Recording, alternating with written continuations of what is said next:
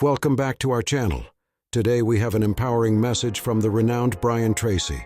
Prepare to be inspired as Brian shares his insights on achieving your goals and living your best life. Sit back, relax, and let Brian Tracy guide you on your journey to success. Most people have good, great goals. They say, I want to increase my income, lose weight, get out of debt, be thin, happy, healthy, and have a wonderful family. But then they decide, before I start, I'm going to take a vacation to a beautiful place called Someday Isle. In my estimation, 80% of the population lives on Someday Isle. They say, someday I'll lose some weight, someday I'll read that book, listen to that program, join the S Network, someday I'll get out of debt, someday I'll increase my income. But it's always, someday I'll... If you want to be successful, one simple rule is to vote yourself off the island for life. If you decide to do something, do it.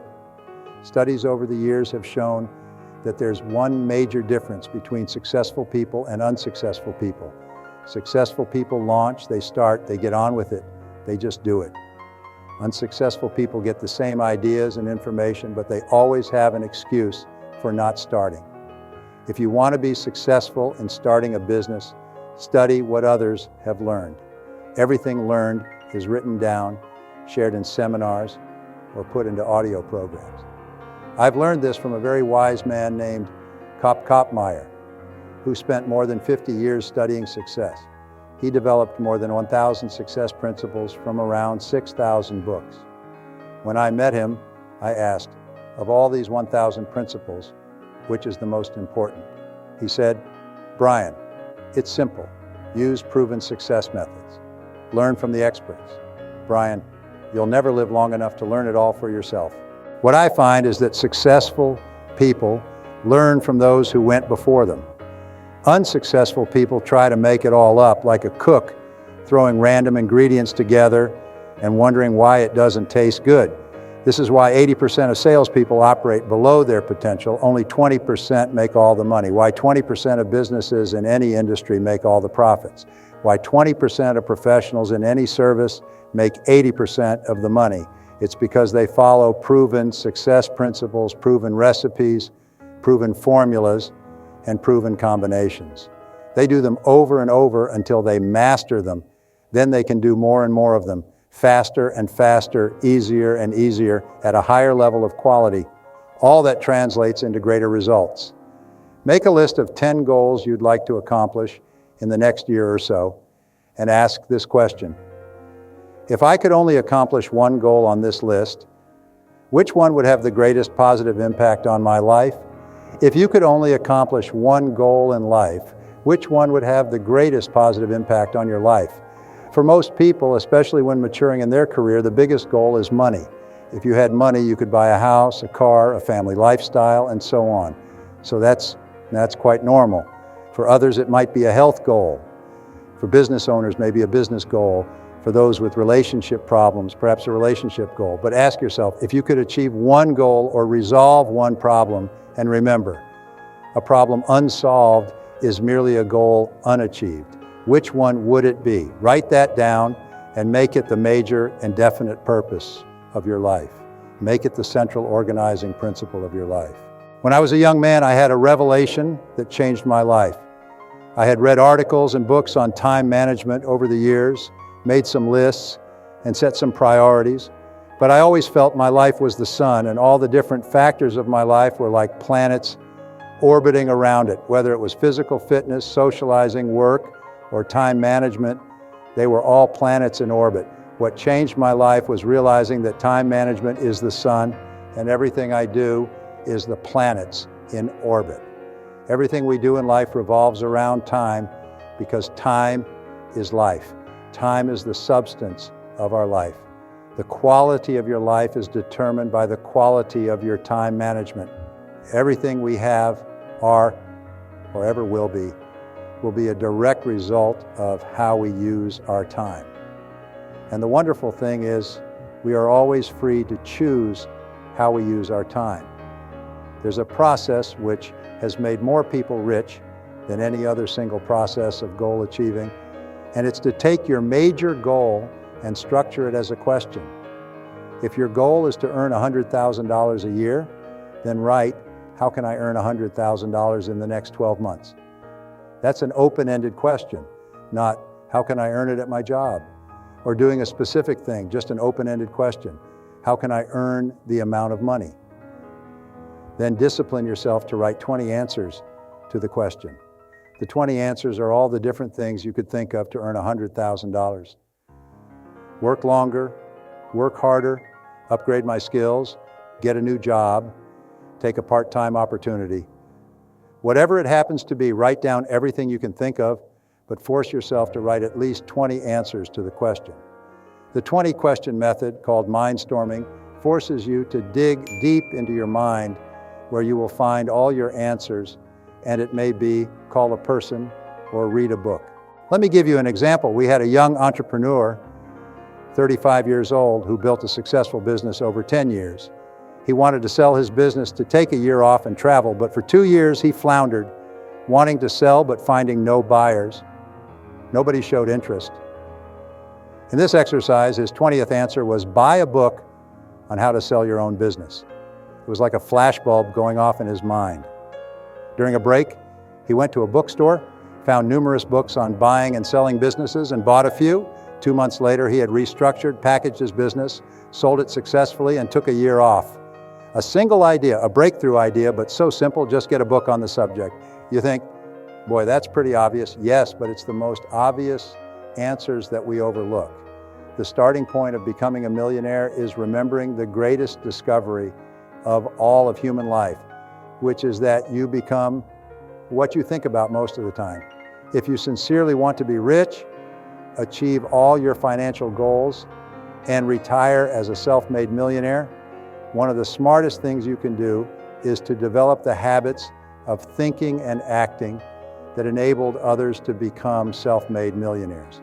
What is so hard about this to understand?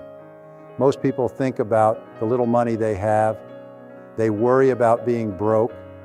They worry about lack and poverty. They worry about prices, and they wonder why they're not flourishing financially, because they're thinking about poverty and lack rather than prosperity and abundance.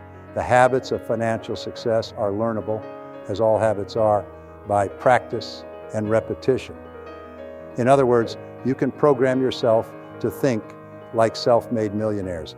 And remember, it has to start on the inside before it ever comes true on the outside. Now, here's an important point. Nothing works the first time. When you try something new, it probably won't work. When you try something new several times, it probably won't work. The turning point in my life came when I would hear good ideas, eager to be successful, and try them, but they wouldn't work. I'd try to get an appointment, answer an objection, or close a sale, and it wouldn't work. My natural response was, I felt disappointed until I realized nothing works at least the first few times. So I decided to try a new idea 5 or 10 times before judging it.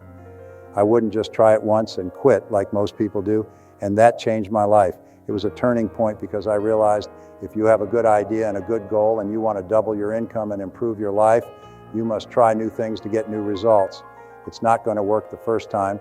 If it doesn't, try something else and keep trying. If you try, only 2 things can happen, succeed or fail. If you succeed, you do more of it. If you fail, you learn from it, get smarter, and try again. You cannot lose by taking action. You can only lose by not taking action.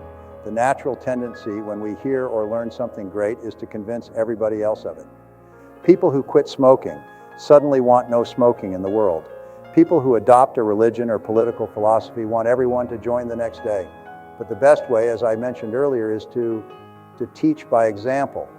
Be an example for an extended period. Give yourself 2, 3 months, maybe a year of being the new person. When you go on a diet, don't insist that everyone else diet the next day. Stay on the diet, lose the weight, achieve financial fitness, and attract people who ask, what are you doing?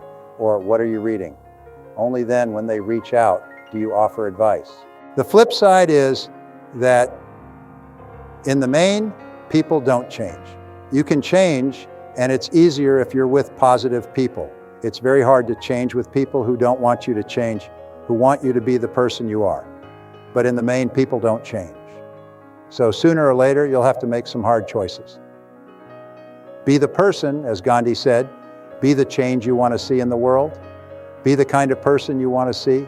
And if that doesn't bring people around, be prepared to go to the next step. Be prepared to walk away. Aristotle said that 95% of everything you do is the result of habit. So the rule is form good habits and make them your masters, rather than allowing bad habits to form. Good habits are hard to form but easy to live with. Bad habits are easy to form but hard to live with.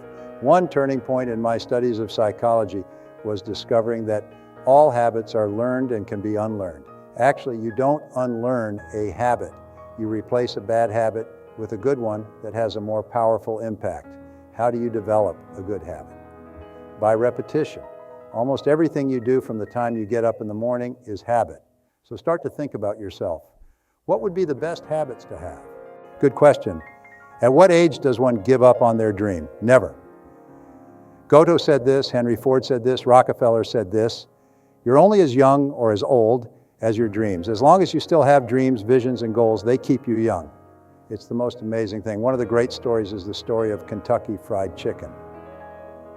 Once upon a time, there was a little boy named Harland, and Harland was taught by his mother a special recipe down south in the United States on how to make chicken. When he grew up, he got a job as a short order cook in a small cafe. He asked his boss if his boss would be interested in this chicken recipe, and his boss said, "Sure, throw it together, see what the people say."